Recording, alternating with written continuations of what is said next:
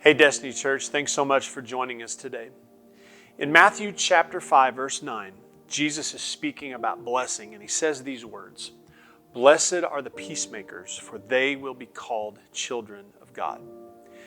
We live in a world that screams for peace, but unfortunately, we don't see much of it.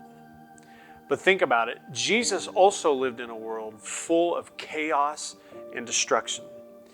And as he rides into Jerusalem for his final time, he weeps over the city in Luke chapter 19. You see, like us, they didn't fully understand the value of peace. They were disagreeing and fighting over some of the same things that we still fight and disagree about today.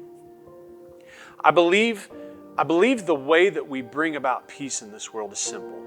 We have to see others the way that God sees others. Jesus says, "Blessed are the peacemakers, for they will be called children of God."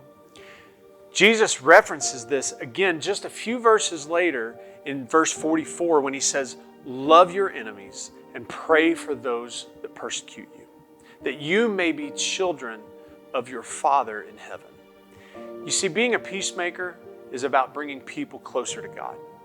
So how do we do that? By loving them, even loving your enemies. That's easier said than done, right? When Jesus rode into Jerusalem that final time, his heart was just broken. He wept and he was full of compassion for that city.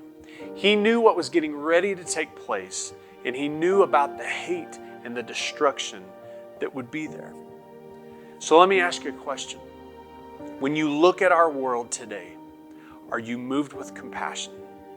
Does it break your heart?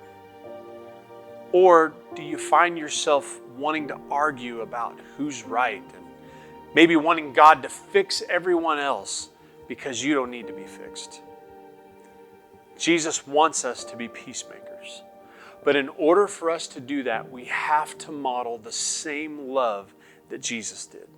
We have to point people to God by loving others, even those who persecute us. So today I want to challenge you. Ask God to break you in the same way that Jesus was when he looked over his world in Luke chapter 19. But also be moved today to make peace with others by loving them and pointing them to a God who loves them deeper and wider than any of us could ever know.